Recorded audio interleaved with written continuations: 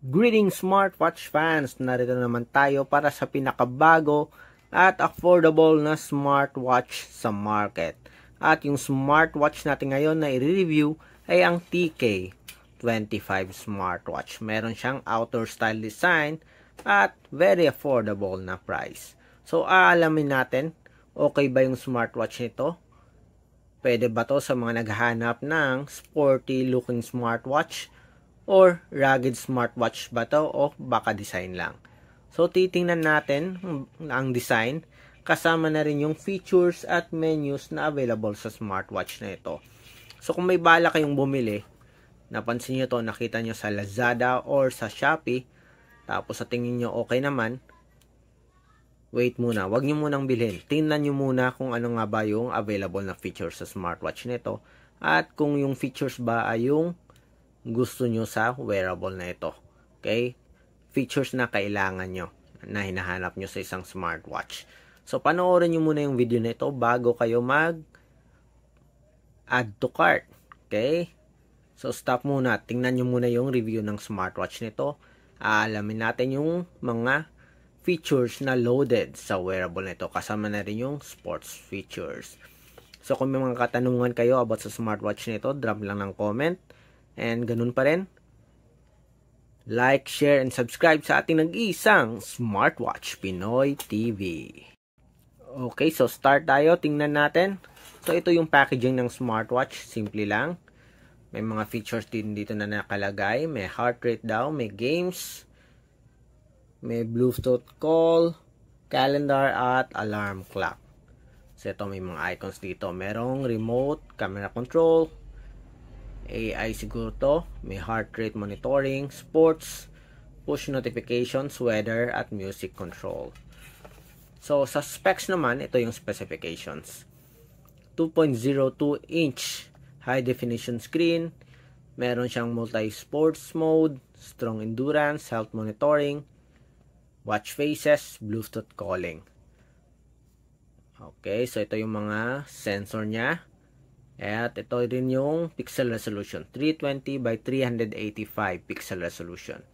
Magnetic charging, IP68 waterproof protection. Okay, so tingnan natin. So ito yung smartwatch. So, meron siyang outdoor style, pero hindi siya metal body frame. Plastic lang.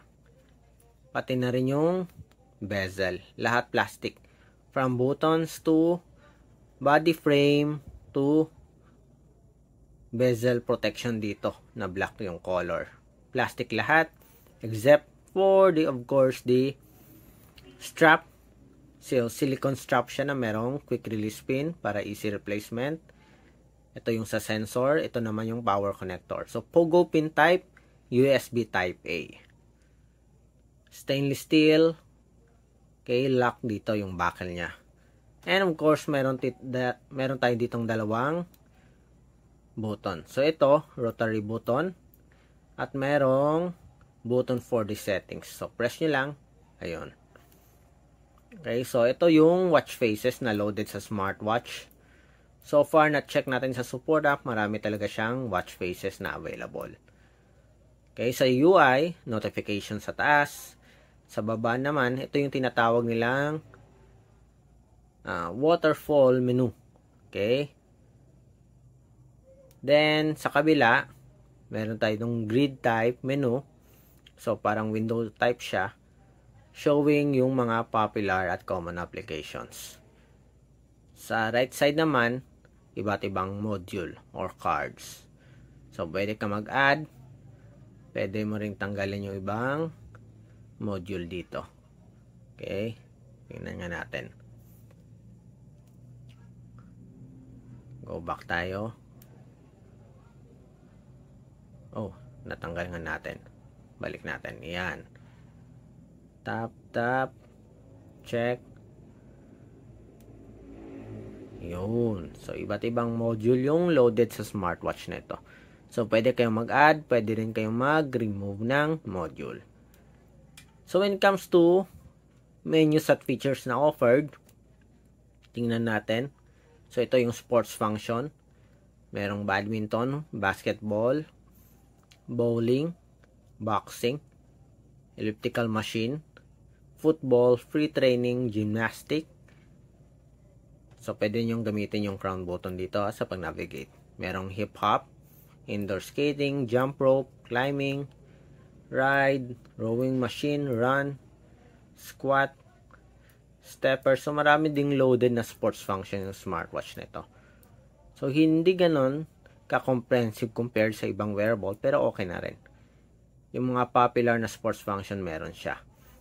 Meron ding sleep monitoring, pedometer, meron ding heart rate, blood pressure, blood oxygen, meron ding push notifications, dial, Bluetooth music meron din, may weather, breathing guide, at iba pang sports function.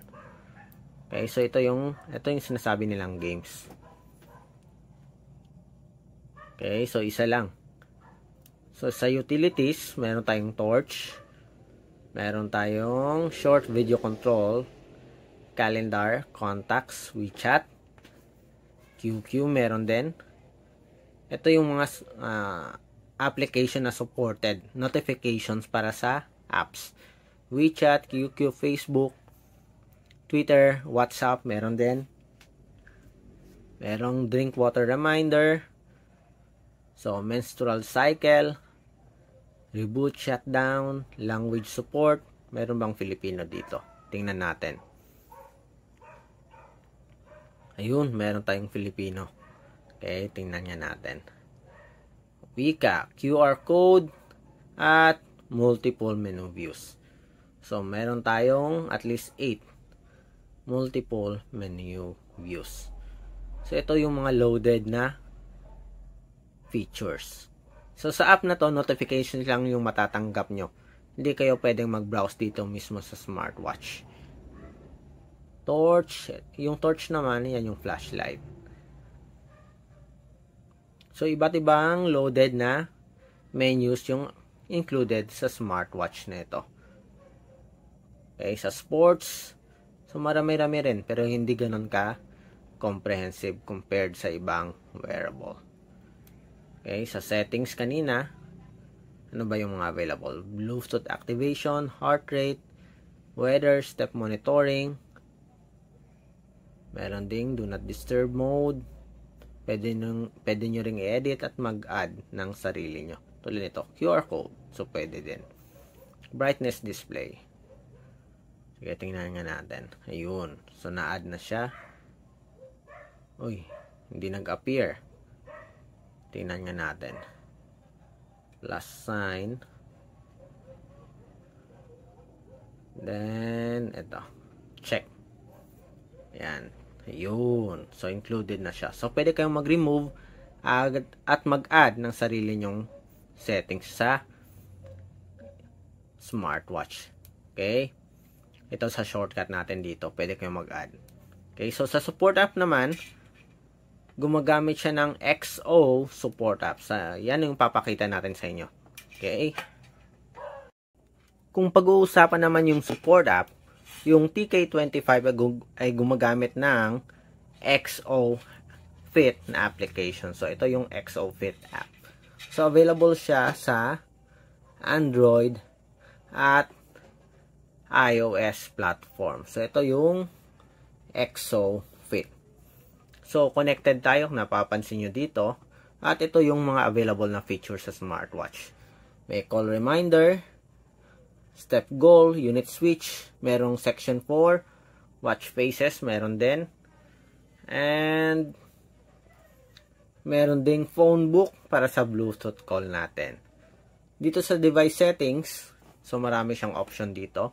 So pwede nyong iset yung message reminder, alarm reminder, drink water reminder, sedentary reminder, meron din, remote control selfie, sleep monitoring, at meron ding automatic heart rate measurement. 24-hour clock to 12-hour clock mode, meron ding settings dito sa pag-setup. So, pwede nyo i-change sa military time. Meron ding setup for the language. Kanina napansin nyo, pwede din sa smartwatch. pwede nyong iset sa Filipino language. Synchronize system time, factory reset, at mayroon ding over-the-air upgrade. But so far ito, usually sa mga ganitong smartwatch, malabo nang magkaroon ng over-the-air update. Okay? Or upgrade. So, ito yung mga features na available sa ating smartwatch. At meron ding dial settings or watch faces. So, yun. Yung review natin. Short review sa ating TK25 smartwatch. Yung iba pang features nito tulad ng notifications at pag-install ng support app, sa ibang video naman natin gagawin. Okay? So, kung may mga katanungan kayo about sa smartwatch nito at may balak nyong bilhin, drop lang ng comment sa baba. Sasagutin natin yung ibang mga kasagutan nyo about sa smartwatch na ito. And of course, like, share, and subscribe sa ating nag-iisang Smartwatch Pinoy TV. Goodbye!